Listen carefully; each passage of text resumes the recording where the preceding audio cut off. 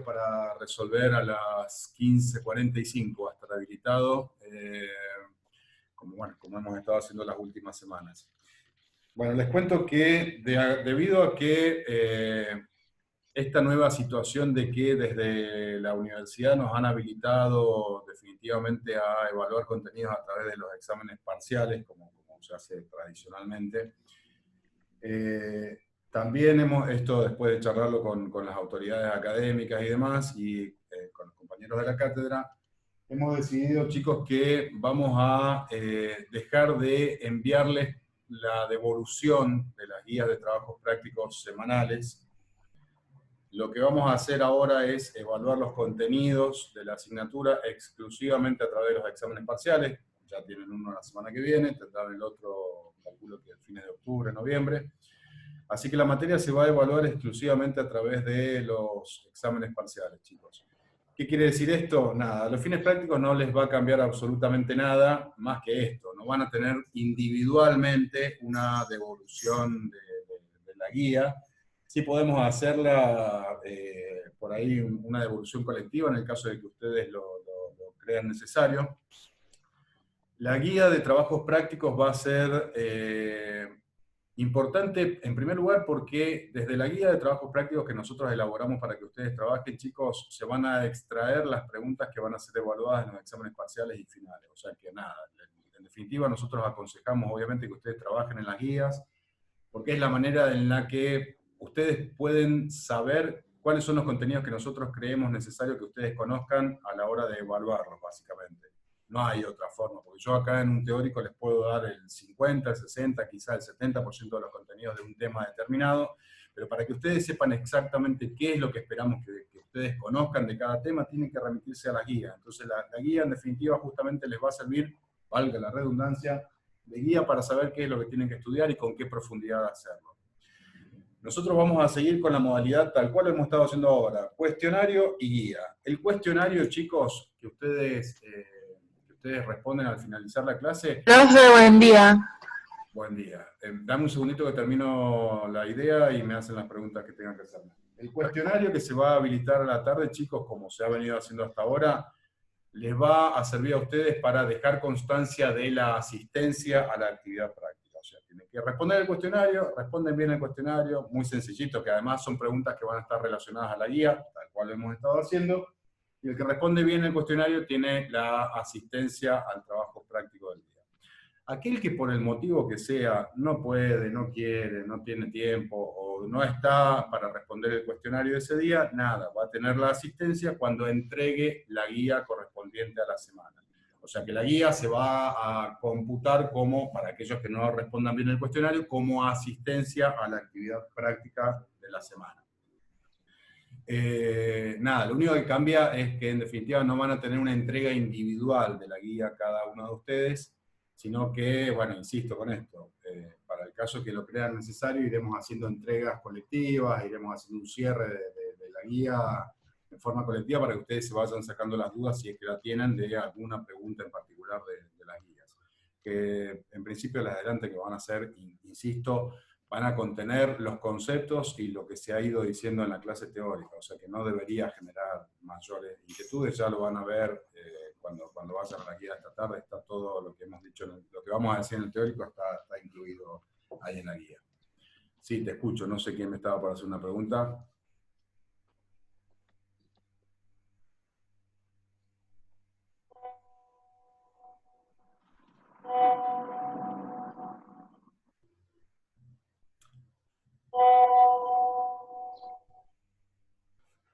Bueno,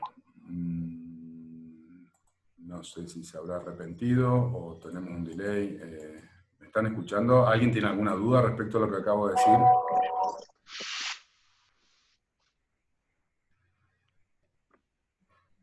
¿No? Chicos, ¿alguien tiene alguna duda respecto a lo que acabo de decir?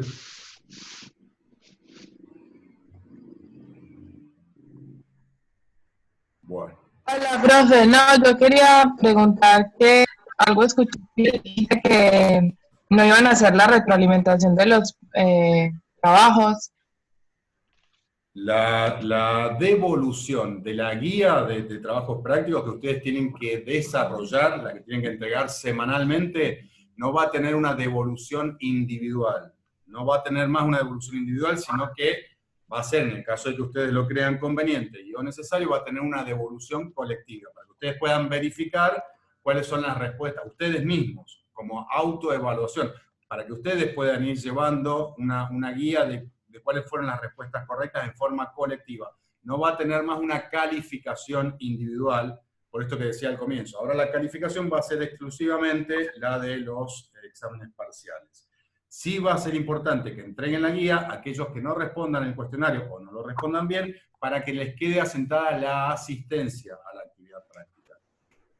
Lo del cuestionario es sencillamente una forma de resumir el paso de la asistencia para que ustedes la puedan terminar, la puedan hacer al finalizar la clase teórica, perdón, la clase práctica de cada semana, básicamente.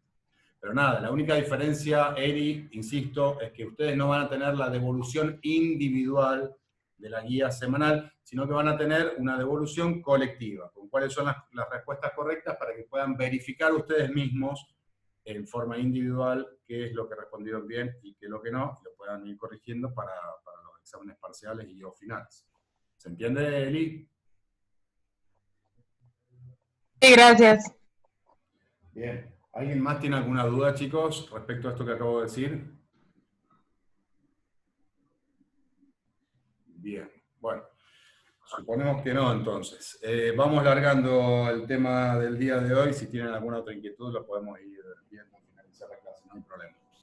Bueno, chicos, vamos a hablar hoy día de todo lo que son drogas, fármacos, medicamentos empleados en el control de las funciones del sistema digestivo. Cuando hablamos de drogas que alteran o modifican las funciones del sistema digestivo, vamos a hablar básicamente y a grandes rasgos y fundamentalmente de drogas que modifican las secreciones de algunos órganos del sistema digestivo y drogas que modifican la motilidad del tracto gastrointestinal, fundamentalmente.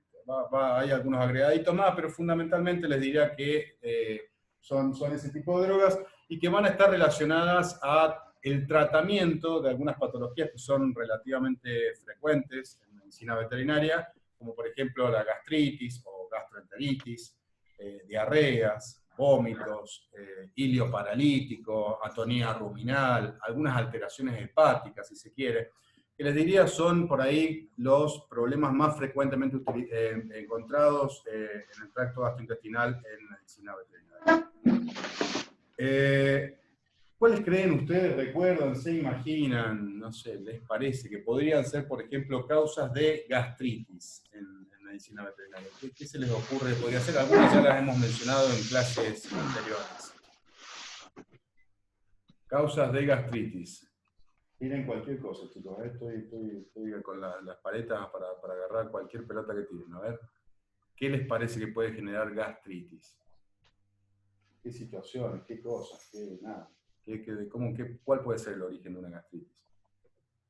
Habíamos visto lo de gastritis cuando se bloqueaba la ciclooxigenasa que mantenía la homeostasis.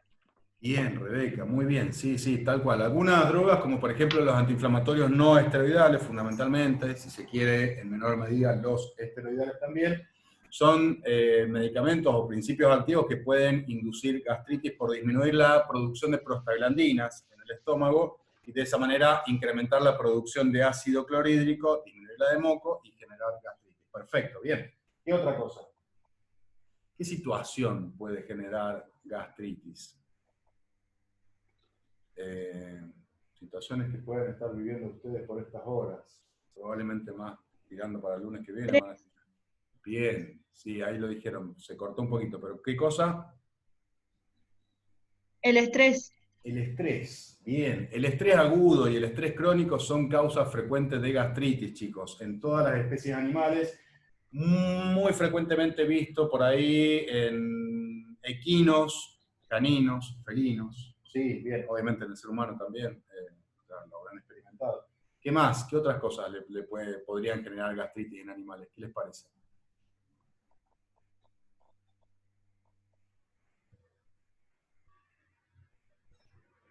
que afecte el estómago directamente.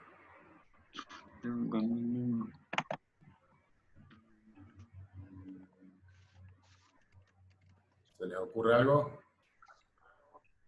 Algo que cae al estómago directamente, todos los días, constantemente. Es una pregunta. No, el alimento, chicos, el alimento. Alimento de mala calidad, alimentos ricos o excesivamente ricos en fibras, por ejemplo, pueden causar inflamación de la mucosa gástrica. Algunos alimentos ricos en grasas también pueden generar inflamación de la mucosa gástrica. O sea que la alimentación de mala calidad también puede ser una causa de gastritis relativamente frecuente. Y si nosotros tuviéramos que tratar, a ver, no, cambio la pregunta. ¿Cómo creen que se vería, por ejemplo, un animal con gastritis? ¿Qué síntomas imaginan que tendría? ¿Cómo podría yo diagnosticar que un animal tiene gastritis? ¿Qué se les ocurre? ¿Qué podríamos ver? ¿Qué veríamos en ese animal? ¿Vómito? Bien, Elizabeth, bien, sí, vómito. Creo que fue Elizabeth, ¿no? Ah, mira, si me parece aquí. Vómitos, sí, puede ser. En las especies que vomitan va a haber vómitos. Es decir, frecuentemente perros, gatos, cerdos, eventualmente. ¿Qué más? ¿Qué más además de los vómitos? Voy a ver un animal con gastritis. Dolor.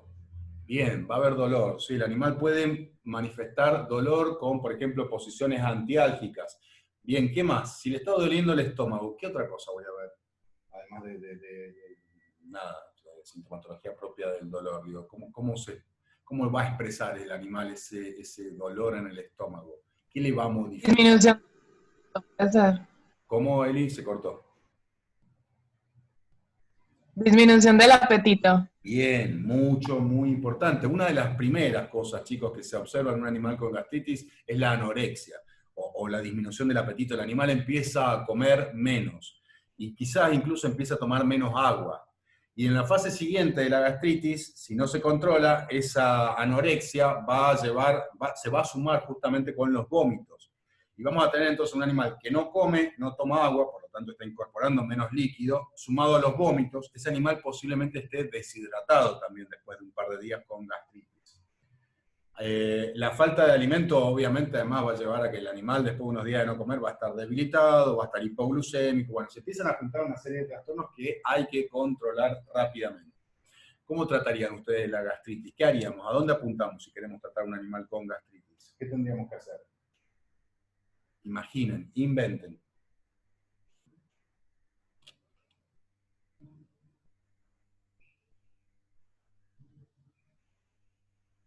¿Cómo lo trato? ¿Qué hago? ¿Qué le doy? De reforzar la barrera mucosa del estómago. Bien, una posibilidad podría ser aumentar o reforzar la barrera mucosa del estómago, correcto. Y si lo vemos desde el punto de vista, desde enfrente del moco, ¿qué podríamos hacer? Porque no hay muchas alternativas para aumentar la producción de moco. Hay una, podemos usarla bien, pero ¿y si no fuera a través del moco, qué podríamos hacer también para proteger la mucosa gástrica? ¿Aumentar la secreción de bicarbonato? Bien, igual que con el moco, bien, podríamos aumentar la producción de moco y de bicarbonato y de alguna manera eso aumentaría o generaría una mayor barrera de defensa de la mucosa gástrica. Correcto, bien. Pero sin pensar en la barrera de defensa y viéndolo desde el punto de vista de lo que podría estar atacando la mucosa gástrica, ¿qué otra cosa podría hacer? Disminuir la secreción de ácido. Bien, Para Rocío, producir sí, correcto. Disminuir la secreción de ácido clorhídrico podría ser muy útil, bien.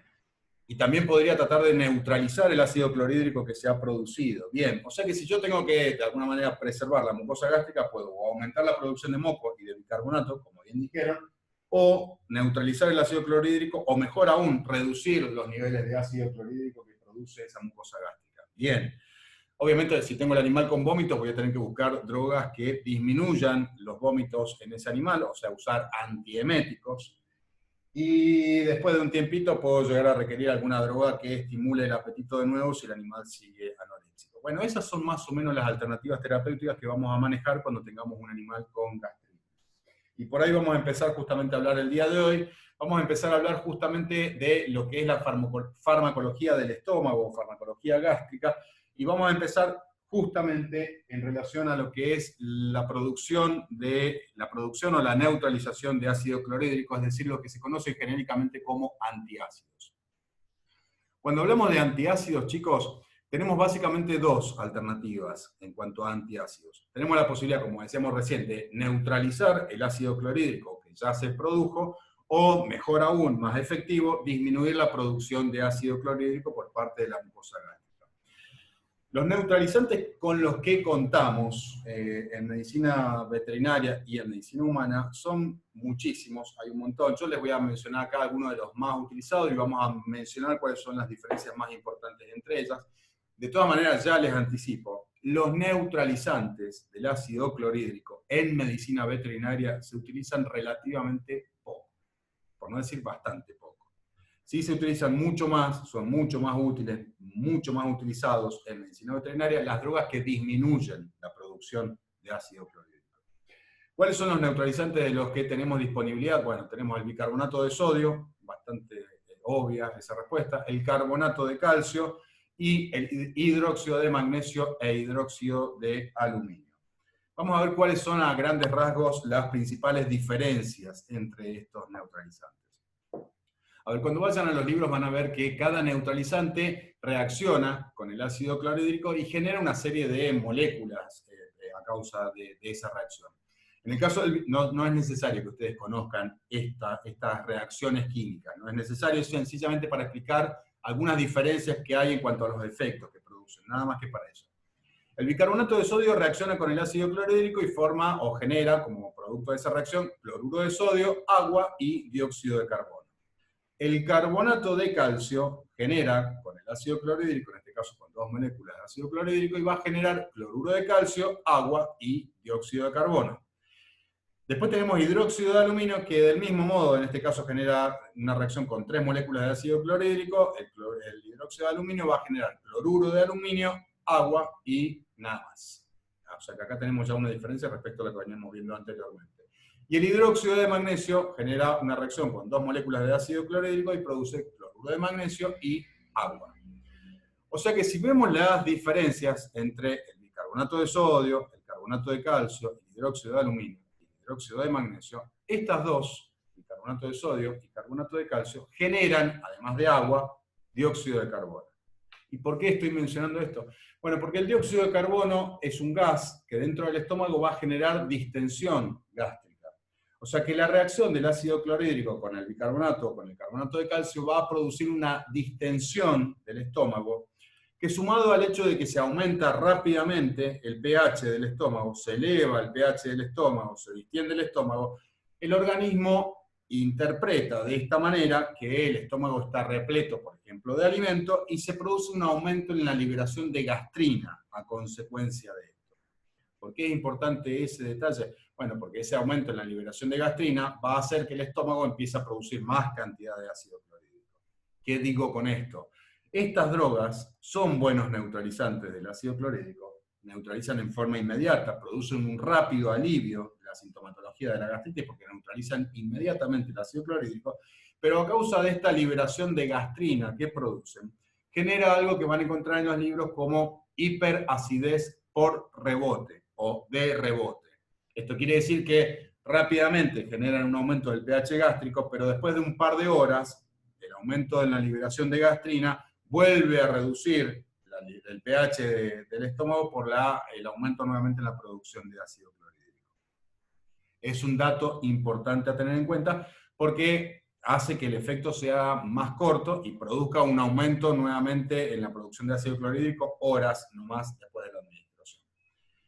Algunas diferencias particulares entre todas estas drogas. El bicarbonato de sodio, a ver, para empezar, todos los neutralizantes, obviamente, es bastante obvio, pero todos los neutralizantes se administran por vía oral, siempre, obviamente. El bicarbonato de sodio, de todos estos neutralizantes, es el único que se considera totalmente absorbible. Absorbible. Dentro de los neutralizantes, el bicarbonato de sodio es un neutralizante absorbible. ¿Qué quiere decir esto? Que, bueno, llega al estómago, produce su efecto neutralizante, genera todas estas moléculas, agua, cloruro de sodio y dióxido de carbono, y lo que pasa al duodeno del bicarbonato de sodio se va a absorber y va a pasar a la circulación sistémica.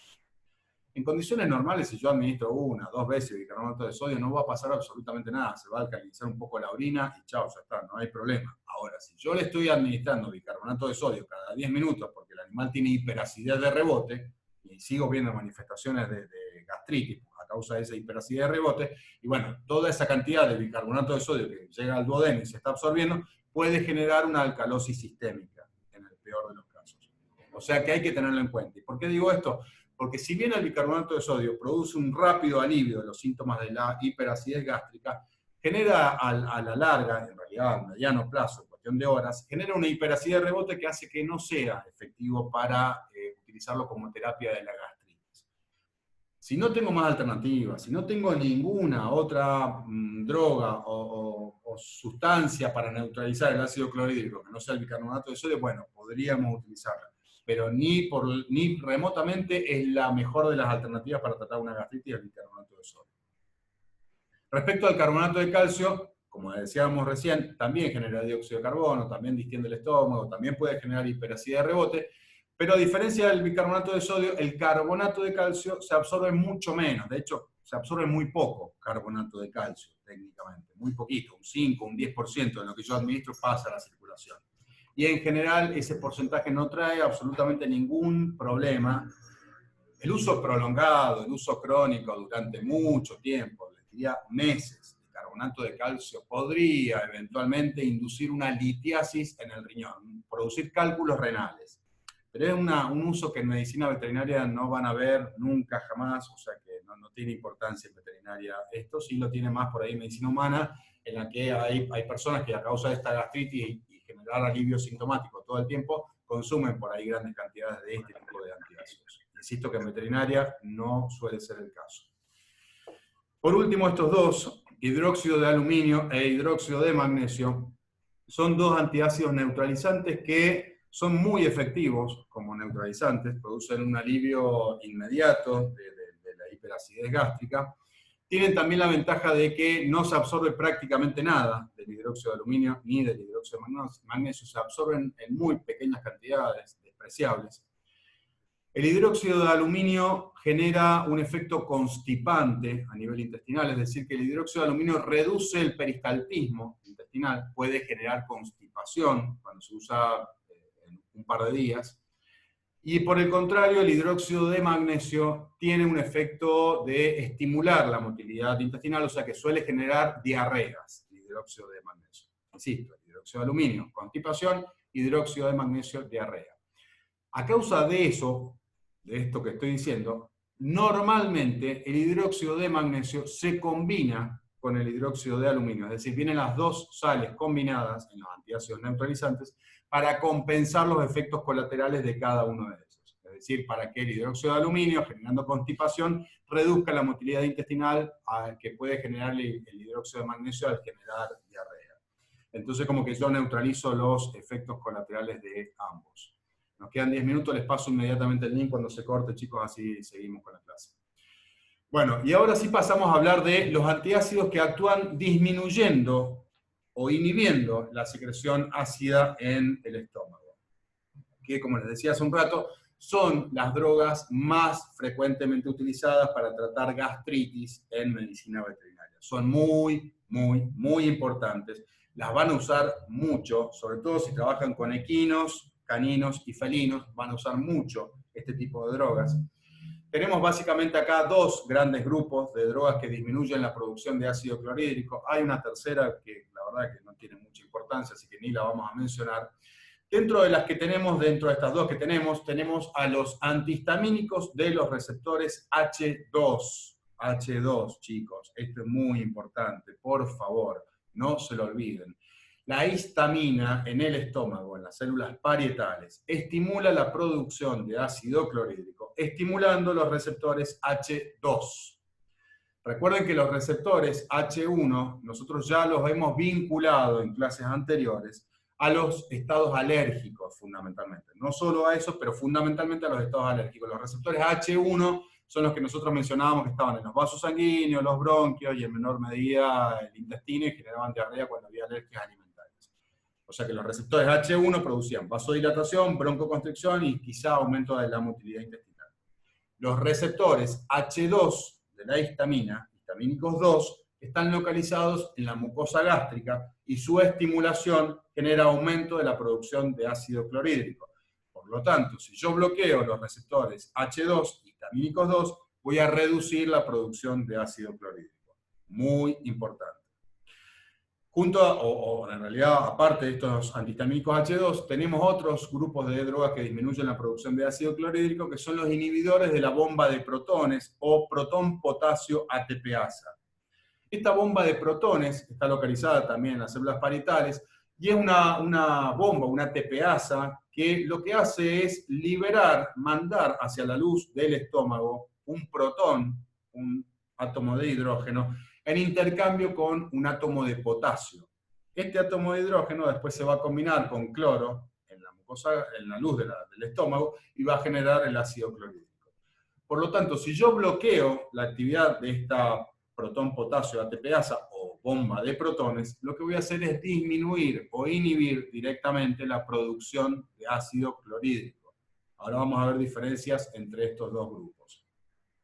El primero de ellos, el que acabamos de mencionar, los antihistamínicos H2, son probablemente los antiácidos más utilizados en veterinaria. No quiere decir que sean los mejores, sino que por ahí, por una cuestión de costo-beneficio, son de los más utilizados en veterinaria. Dentro de los antihistamínicos H2 tenemos básicamente 3 drogas distintas, que son la cimetidina, la ranitidina y la famotidina.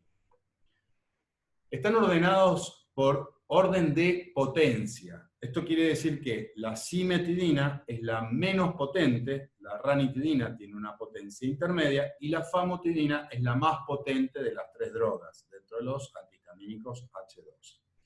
En veterinaria, y les diría que en medicina humana también, la más utilizada, lejos, es la ranitidina, es decir, una droga de potencia intermedia. La ranitidina, al igual que la cimetidina y famotidina, tienen como mecanismo de acción inhibir, bloquear los receptores histamínicos H2, pero en este caso la ranitidina tiene una potencia intermedia y una duración de efecto de alrededor de 12 horas.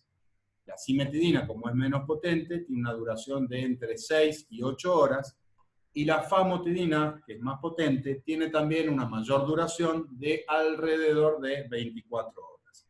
En general, insisto, es muy frecuente en veterinaria utilizar ranitidina cada 8 a 12 horas de acuerdo a la severidad del cuadro, pero usualmente se hace cada 12 horas. Son drogas que se pueden administrar por todas las vías, es decir, por todas las vías frecuentemente utilizadas de administración, oral y parenterales. Las parenterales, las 3 subcutáneas, las 3 más frecuentes, subcutánea, intramuscular y endovenosa. Tengan en cuenta que cuando vayan a usar ranitidina por vía endovenosa, algo que a veces les va a tocar hacer en equinos, en caninos y en felinos, traten de hacerlo en forma lenta. Esto medio como un consejo. Porque se sabe que la ranitidina, por algún motivo que no está del todo claro, el medicamento que contiene ranitidina, cuando es administrado por vía endovenosa demasiado rápido, puede inducir náuseas y vómitos. Así que si ya tenemos un animal que viene con gastritis, posiblemente ha estado vomitando, puede venir medio deshidratado, y bueno, por ahí lo menos que quiero es que vuelva a vomitar. Entonces, por ahí, tómense el tiempo de hacer la ranitidina endovenosa en forma lenta, no lo administren en forma exageradamente rápido del bolo, con la jeringa, háganlo lento. Idealmente, si lo pueden hacer con una solución fisiológica que vaya goteando, mejor aún. Bueno, esto es lo que les decía, cada 8 a 12 horas, de acuerdo a la severidad del cuadro, van a encontrar medicamentos con ranitidina, uno de los más utilizados en veterinaria lejos, no en la marca, ¿no? Por supuesto, no es que estoy haciendo propaganda en ningún laboratorio, pero una de las formas más frecuentemente usadas en veterinaria son las formas inyectables. Vienen en forma de solución, esa es la razón por la que puedo usarlo por vía endovenosa, intramuscular y subcutánea. Recuerden que si fuera suspensión no podría hacerlo por vía endovenosa. Y van a encontrar también otras formas farmacéuticas, por ejemplo, en pequeños animales es bastante común, una vez que yo puedo controlar los vómitos del animal que tiene gastritis, si el animal ya no está vomitando, yo voy a poder recurrir a administrarle la ranitidina por vía oral. Bueno, en ese caso se puede administrar, por ejemplo, en forma de comprimidos. En perros más fácil, en gatos ustedes se imaginarán, no es tan sencillo. Y en el caso del equino también hay algunas formulaciones farmacéuticas que vienen en forma de jarabe o en forma de suspensión o soluciones de administración por vía oral. O sea que también se puede administrar ranitidina en el equino por vía oral. En cuanto a los efectos colaterales, chicos, o toxicidad de estos inhibidores de los receptores H2, son drogas que tienen un margen de seguridad enorme. Enorme, enorme. O sea, no es muy improbable que aparezcan efectos tóxicos más allá de lo que les mencioné para la ranitidina, que eventualmente puede inducir el vómito. Salvando ese detalle, es muy, muy poco frecuente que generen efectos colaterales o toxicidad que tenga importancia. Sí se sabe que la cimetidina, que mencionábamos acá, que era el menos potente, la cimetidina particularmente, puede actuar como un inhibidor enzimático en las enzimas microsomales de los hepatocitos, en el hígado, y por lo tanto podría enlentecer la metabolización hepática de otras drogas. Esto se lo digo porque por ahí, si llegaran a usar cimetidina y estuvieran tratando un animal con cimetidina, bueno, tienen que tener en cuenta que por ahí esa droga, ese tratamiento, podría disminuir la metabolización de otros principios activos que puedan estar utilizando. Entonces es para tenerlo en cuenta, porque si van a usar por ahí algún anestésico y el animal está siendo tratado con cimetidina, bueno, tienen que tener en cuenta que ese anestésico se va a metabolizar más lento y por lo tanto va a durar más tiempo el efecto. Nada, salvando ese detalle, el resto, ya les anticipo, son drogas recontra, sumamente seguras y no van a tener ningún problema cuando las utilicen. ¿Tenemos dudas hasta acá, chicos? ¿Venimos bien? Sí, Bien, profe. Fantástico. Bueno, chicos, les voy a cortar ahora porque queda un minuto. Se los voy a cortar ahora, así no me interrumpe el corte cuando estemos arrancando el próximo grupo de drogas. Ahí ya mismo les estoy pasando el link, así se vuelven a conectar.